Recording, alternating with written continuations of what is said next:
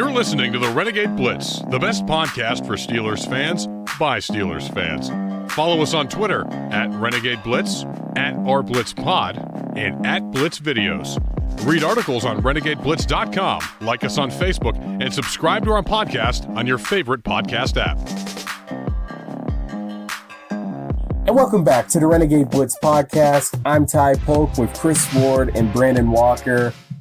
And of course, first, thank you so much for tuning in with us. And we want to welcome a new page that is sharing us, at least on Facebook. It's called Pittsburgh Steelers Nation. That's where you can find all of our podcasts as well, in case you're on Facebook, because you can also see us there and on Twitter. And we're working to get back into the Blitzburg Facebook account. That's where we'll also have ourselves housed at as well. But until then, this is the one we got.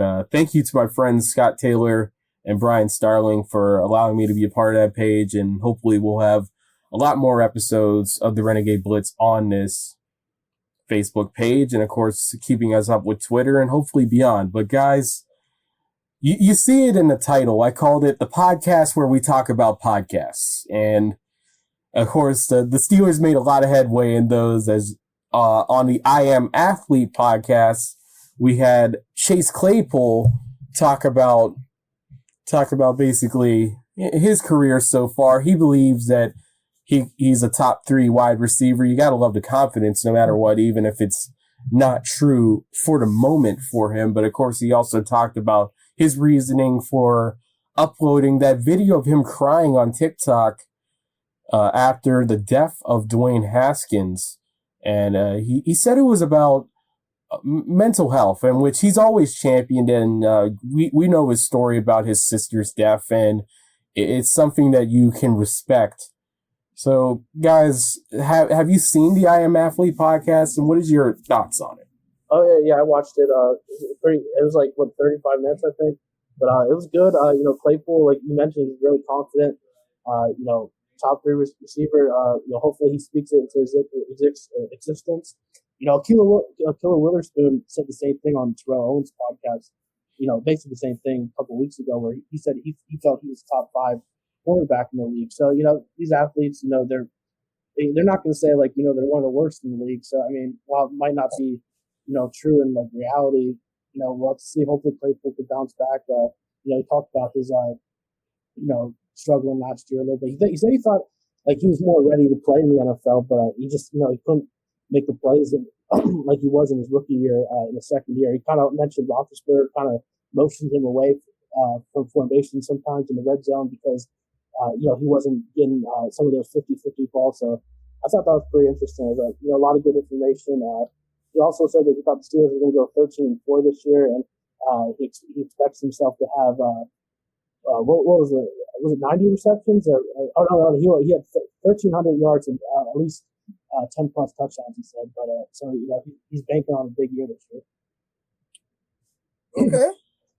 I kind of read snippets of the podcast. I think, number one, I can't say he's delusional because you got to have that confidence. Yeah. It's called whatever. Self-actualization. Yeah, self-actualization. When I say for rap, Rick Boss, nobody ever thought Rick Boss was the boss. He talked himself up, then he became the daggone boss. I think Claypool got cocky last year. I think he got poorly influenced by Juju. I honestly think so. But that's another time. I think he had a rough year. You get cocky in the league, you have a big year. Sometimes you go through a sophomore slump. I think he has Pro Bowl talent. I think he has top 5 talent tools in the league. Big, strong, play the slot. Can run the ball well, yards after catch.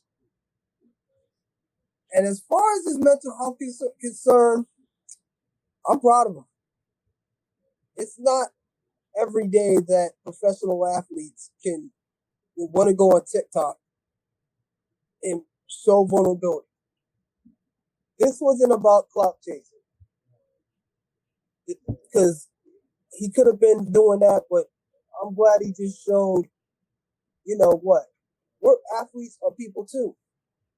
We bleed, we cry, and we die. That's That a might have been a powerful mouthful, last but statement. just like, you know what?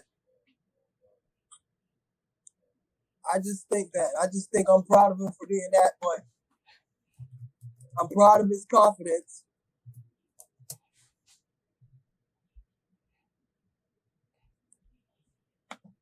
And just as he had such a great statement, really, I mean, that was powerful, especially that last part that he had right there. And Definitely. It was so much talk about death in football, and of course the Ravens dealing with a ton of that right now. Jalen Humphreys passed away at the young age of 26. Oh, Ferguson, excuse me. I feel awful that's forgetting right.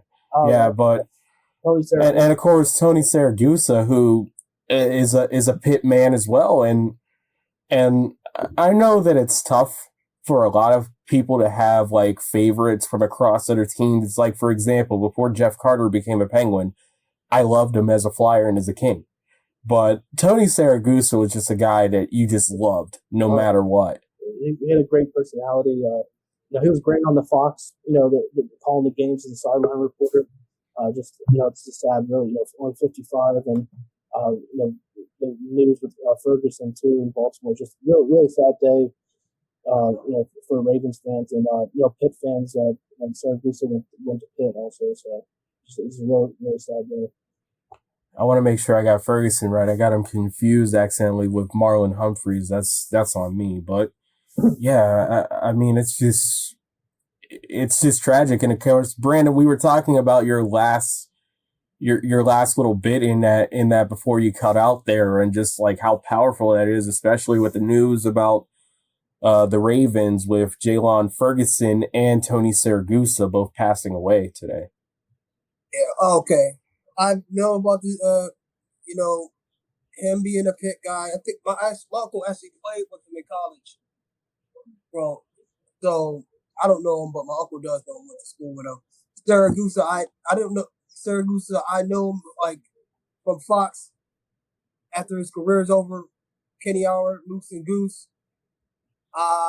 One of the best personalities in football in the 90s. Loved to talk trash, loved beating people up, and he was a key underrated part of that Ravens 2000 defense.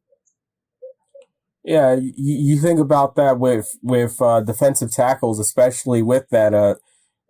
Ray Lewis, for years after he retired, was drowning and just asking and begging for a plug on the defensive line so that he can go do his thing the way we all know that Ray Lewis could do his thing. So never underestimate the importance of Tony Saragusa to the Ravens, especially in that championship year, as you said. And Sam Adams. Sam Adams as well. Oh, he was huge. Both of those two combined. How did anyone even think of running against the Ravens? But of course, the Steelers tried, and sometimes they succeeded. But then, of course, they had to go with Big Ray Lewis, and then you have to go with Peter Boulware. And I could talk endlessly about the old Ravens around that time. But guys, let's move on to more podcast talk. And the second podcast, and by the way, Chris, thank you for telling me about Terrell Owens having a podcast. Now I got something else I got to look up, because you know I love me some me, a.k.a. Terrell Owens. Grab your popcorn or something along those lines. Oh, man. Considering I have him on Facebook and I noticed that, but we're getting a little off topic. Next on the Pivot podcast, which is kind of strange that these two podcasts that they used to be together in the I Am Athlete podcast, but now they split off because of creative differences, but they managed to both have figures in the Steelers right now at the same time. And the Pivot podcast had Mike Tomlin on. Now, compared to the 35-minute Odyssey, and I put it as Odyssey, it's more easily digestible, I guess. The Pivot podcast was an hour and 34 minutes, but of course, when you have Mike Tomlin on your podcast, you want to talk forever. And they went over a bounty of things, and it's been covered a lot by Steelers outlets. You know, he talked about the Jacoby Jones situation, and of course also the possibility of AB ever coming back to the Steelers, which one part of that podcast has been talked about, but nobody else really cares about the rest of that compared to the juicy bit of saying, man, you know he ain't coming back here. But it's funny. It's brutal, but it is true. But that's not what that entire clip was about, right, Chris? Yeah, I think Channing Crowder asked. I think he was referring to what AB said about retiring, like a one-day contract type of thing. Yeah. So once they asked him that, they kind of corrected it afterwards, and I think Tomlin said, like something along the lines like that, definitely, absolutely, or something like that. But yeah, I mean, of course, everyone knew that, like that bridge was crossed already. But he had really, good remarks about Antonio Brown as a player, and talked about him being a young father, and basically saying like the Steelers team helped raise his oldest son, AB Jr. Talked about fame and how Antonio Brown dealt with that, and just talked about how great a receiver he was, and the relationship through 9 years when he was in Pittsburgh. Okay, we'll talk about that. Well, AB. I don't think AB should be concentrating on playing another game of football. Period. Chris, you already know what I think. Ty, you probably know how I think. Yes. I think he's moved on, but I think he's moved on. I think he has. At least that's what he says. You never know with AB, but I don't know how you can go from basically almost a guaranteed, at the very least, an appearance in the championship game to just basically saying, nah, I'm done here, man. Just in that way. Like even if he was hurt, it's just like, you're hurt. But at a certain point, I think if you give away a money situation like that, there's no higher of a better situation that you can go other than maybe going to Kansas City. Yeah. And I worry for Antonio Brown, man. You know what I mean? If he wants to retire as a Steeler one-day contract, he should do it today. Mend your fences, and then one day you could be in the Hall of Fame. Because right now he's blackballed. I think he is. Do you believe so? I think the damage has been done. yeah. And that's sad, and that's really sad for what you could say there, because as a Steeler, he had the most dominant 6-year stretch of any wide receiver in history, putting up against anyone. Jerry Rice himself, who many people say is the greatest football player to ever live, I would put him right against any stretch of Jerry Rice's career versus that 6-year stretch for AB. Do you think that 6-year stretch could get him into the Hall of Fame? Because they put Terrell Owens. They put in Terrell Davis, who was on his way to a Hall of Fame career before migraines and a bunch of other situations. And I think now, whenever we look at the concussion situation now, it's a good thing they put him in even earlier as it is, because it kind of makes them see like they were ahead of the curve a little bit. But also, Terrell Davis didn't have the off-the-field issues. True. Yeah. So, because with AB's numbers in total don't match up with some other receivers that could be in the Hall of Fame. Nah, but them 6-year stretch, man. Oh yeah, I'm not down that. Definitely. When I talk about, we got a lot of people in that Hall of Fame. It's like their numbers can count. Like some of these guys that went in this year, I'm like, bruh. And who was that guy that came on? Diardo, we talked about that. Like Leroy Butler, Bryant Young, really? I'm like, nah, he's in Hall of Fame, but his attitude and everything else damages his reputation beyond control. I'm worried about him in terms of that. Whenever it is finally time for that, could we see a Terrell? We've already mentioned his podcast. Could we see a Terrell Owens Part 2 in which basically he does it at? I don't even know if he could. The thing is with him, I think he burned some bridges with Central Michigan. So I don't know where he could do it. That's the one thing. Do it. Could he do it out in like some hall in Liberty City, Florida, or something like that? He burned so many bridges. Dudes. I'm gonna tell you the reason why. One of the reasons why Terrell Owens didn't want to go to the Hall of Fame. A couple reasons. Number one, remember Ray Lewis got inducted that year. Brian Dawkins got inducted that year. He was pissed off with Moss that he got in right away and he didn't.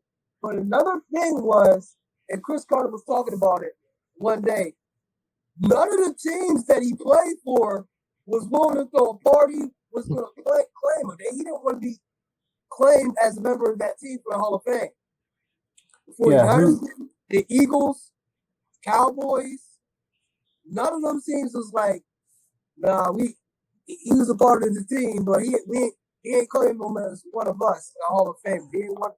Yeah, I probably would have put him in with the Cowboys, but I mean he was basically the guy that gave them confidence in saying, "Hey, Jerry Rice, go to Oakland." Yeah. So I would like to say that it's been enough time where I would have claimed him if I was a part of San Francisco. Yeah. But when I think of T.O., I think of that 1 year in Philly, but also his time in Dallas. Granted, I was much too young even at that. I was like 10 something, but I was a football junkie, but I was a little too young for his time in San Francisco.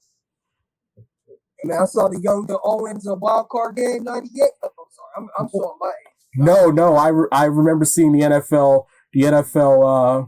films of it whenever he made that tough catch in between traffic. He got sandwiched between two Packers, and all I remember is the radio call of Joe Starkey, who now calls for the Cal Bears, yelling, "Owens!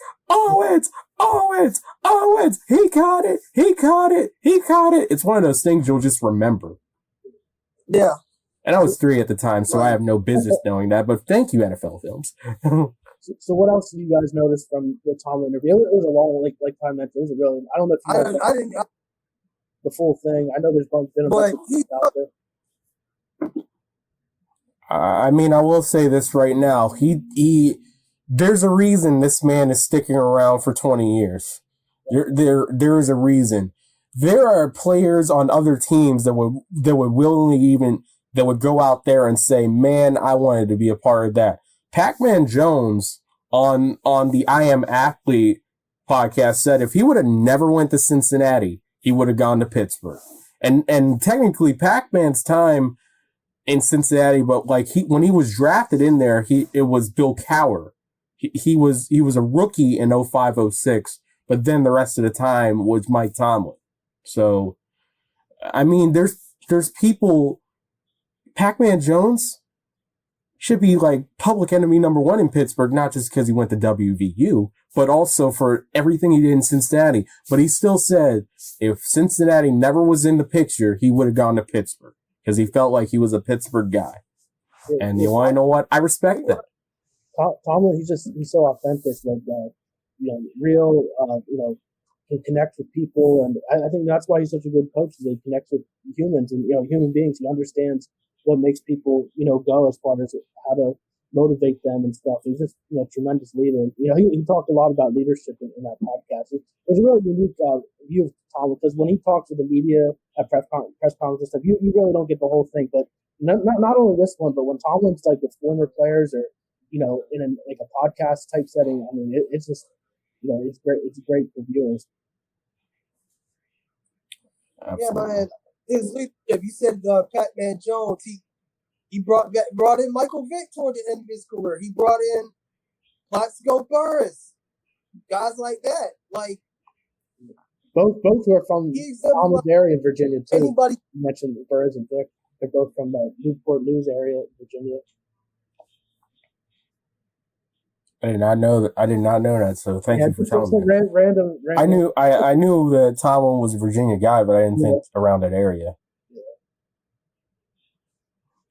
But I mean, you got to credit for a guy to have the same message for the lion's share of 20 years, and it's never gotten stale, and other people rave about it. even people in better situations arguably rave about it. That's when you know you got something special in it. And he's just a guy that if he's leaving Pittsburgh, you got to make sure that he doesn't go anywhere else. He's in that booth. He's an analyst somewhere, or he's just chilling. He can go to college. I don't care. He can't be in the pros anywhere else but Pittsburgh. You know what? I think when he's done with coaching the Steelers, I think he's going to move on to politics. Oh my God. I didn't expect that. Go ahead, bro. Go ahead. Like, I make the point. I think he will not coach. Again, after he coached the Steelers, Cowher never came back. So I think once you coach the Steelers, you're done. I think he's gonna get into a politician. Get you know what I mean? Run for office somewhere in like Newport News. I'm serious.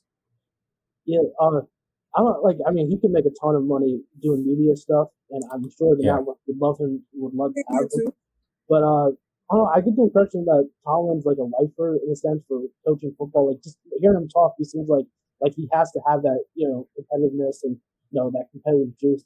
Like he just seems like he's obsessed with it, like more so than other coaches in a sense. But I know, football, especially in the NFL, it is a grinding business and stuff. But I could see him like Belichick, 20 more years, maybe not with the Steelers, but still coaching.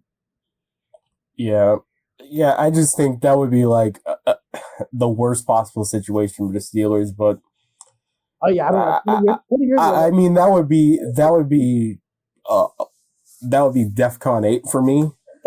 but just in terms of that with him, I mean, the Rooney family sure knows how to pick him, and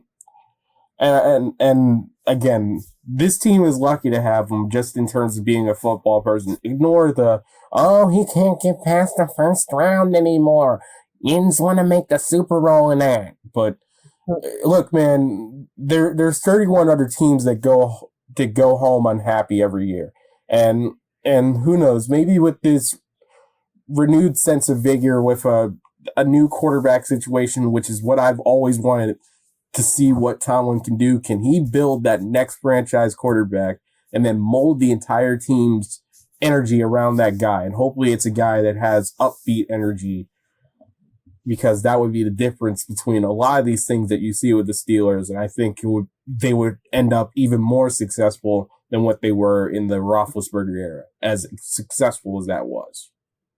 Yeah, he said that. He said on the podcast that watching a quarterback with Ben Roethlisberger's talent messes up your perception of what's regular and what's not at the position. So he kind of he mentioned that there's some anxiety associated with he said I'm excited about being uncomfortable with not having Roethlisberger there under center. For the first time in his career as head coach of the Steelers, and since 2004 or before 2004 when Roethlisberger was drafted. All right. Brandon, you got anything else you want to add? Sorry. About what? Tomlin, or I think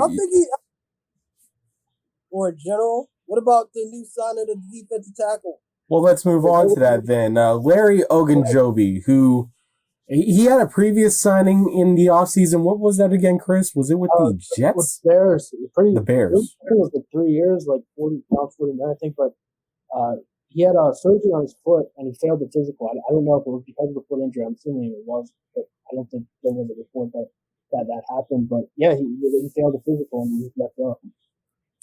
Yeah, and there was another team that was looking at him, and I remember it was like this. I seen Steelers' interest in Ogunjobi.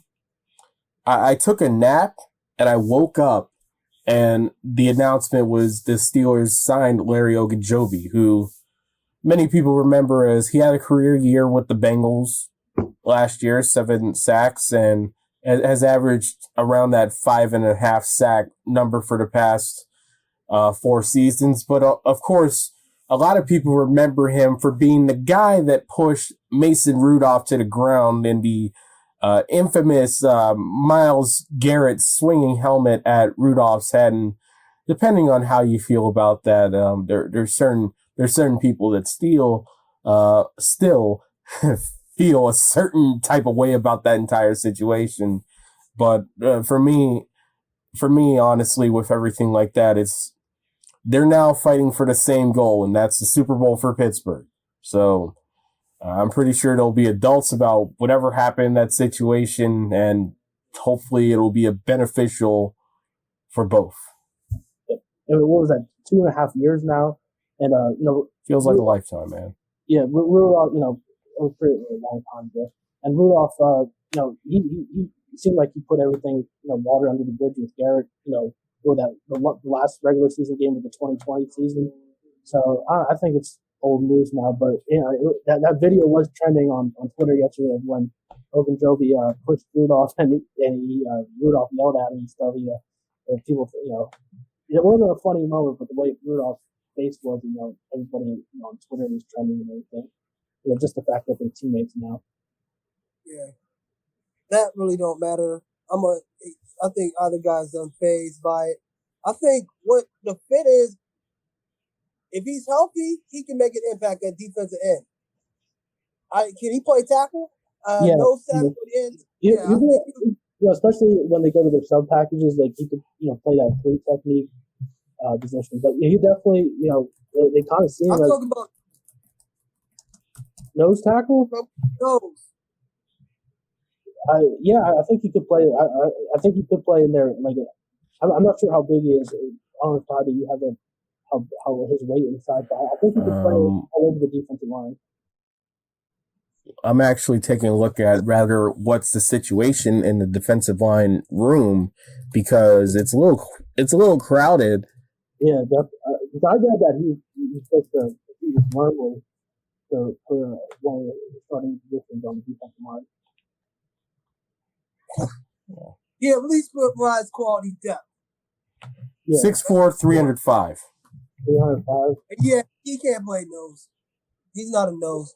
But he can. I mean, from what I've heard with him, it feels like he's more of like the Cam Hayward type, basically. Yeah, that's right. I mean, they tried to figure that nose last year too, and it didn't work at all. So, I mean, those guys could play.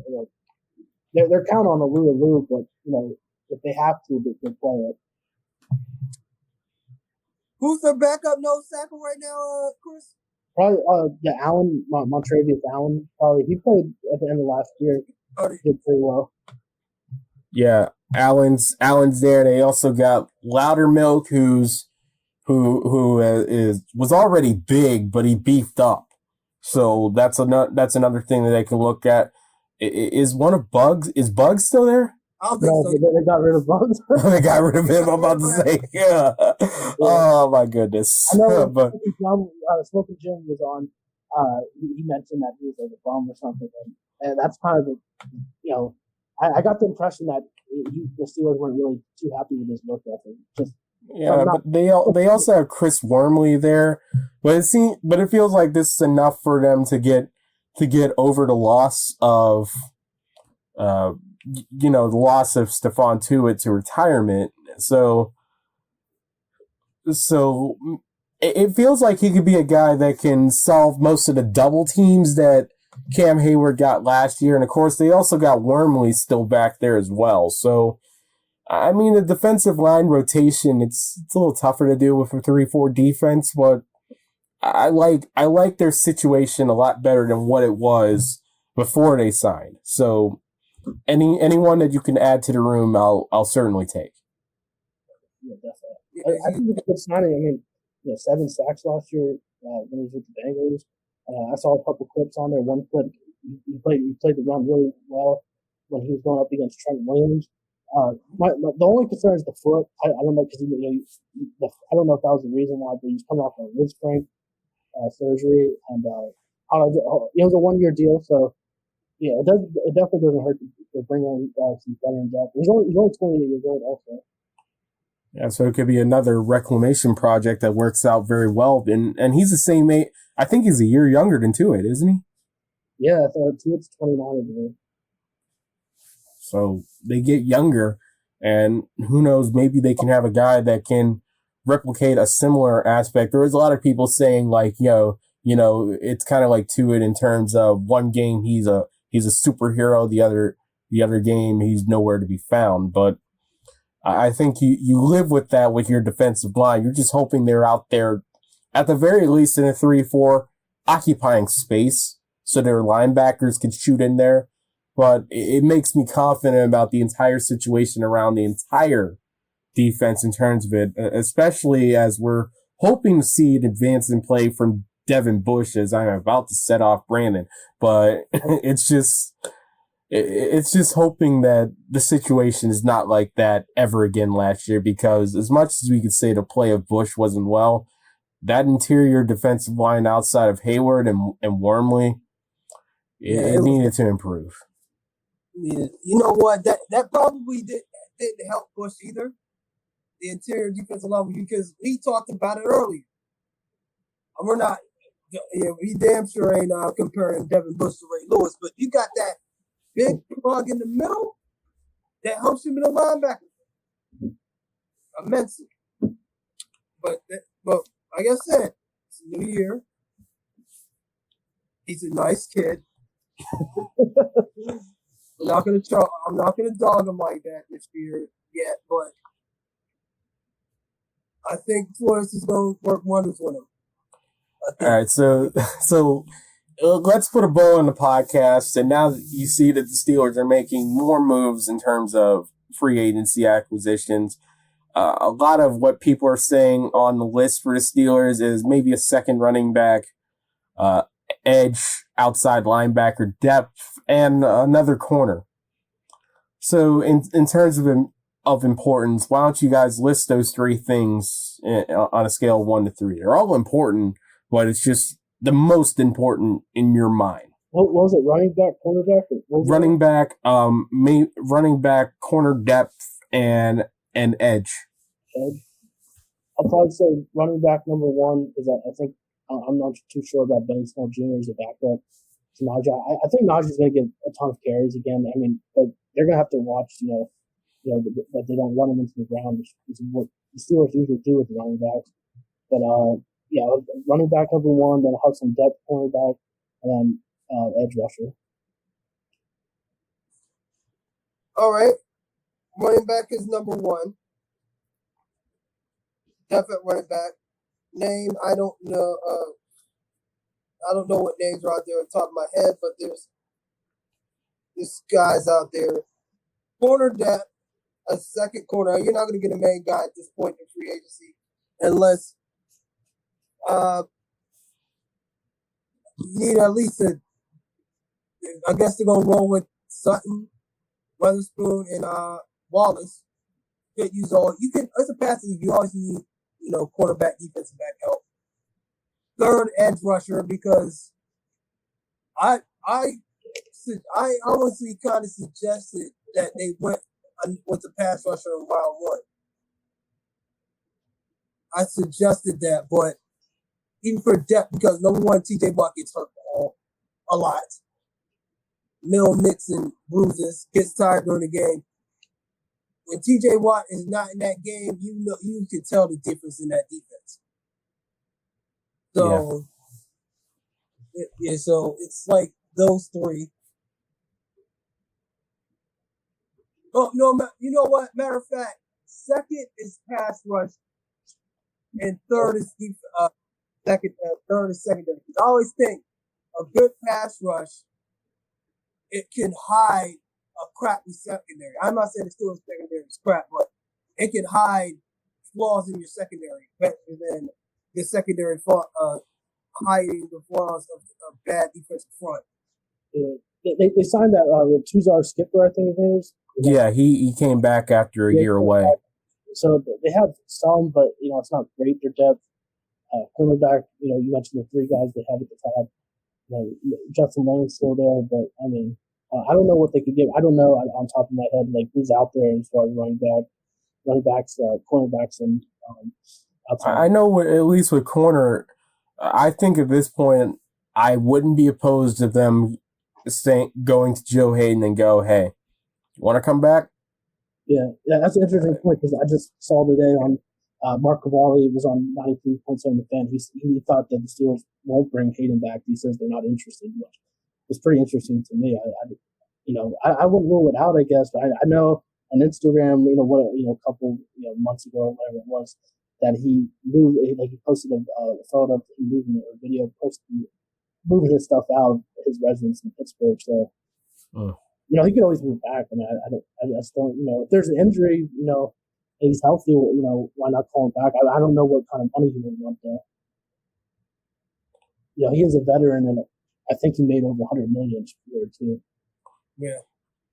I mean, they got a bunch of other options in house in terms of secondary. I mean, Trey Norwood did a pretty good job as a backup safety, but I think they may want to keep him back here just in case Terrell Edmonds doesn't work out, and they probably want to move on. But I know that if Edmonds moves on, safety's going to be at the top of the list next draft. But he could also play some corner in a pinch if they absolutely need it. But I'd put it's a passing league, and Brandon, you put up a big point with that, but all three are so important. I'd like to see them get another running back, at the very least, as another camp body, like another Kalen Ballage situation in which you have a body out there for camp that at least kind of puts a little bit more pressure onto McFarland and Snell to perform. Yeah, you know what? You need a prove-it guy. There's some guys out there that could, I just can't think of one off the top. Yeah, you know what? McFarland, they liked him coming out of Maryland, but he hasn't really shown anything so far in his first 2 years. And Snell, I know he said he's working on his speed, but I think that's his biggest issue is his speed. Keep it running, guys, as I try to find out who is still available. So, trade for who is that? Trade Rudolph for a running back and a late round pick or something? Oh no! Give up like a 5th or 6th round pick for a running back, a backup. Rudolph's tenure. It should be Rudolph's time in Pittsburgh should be ending.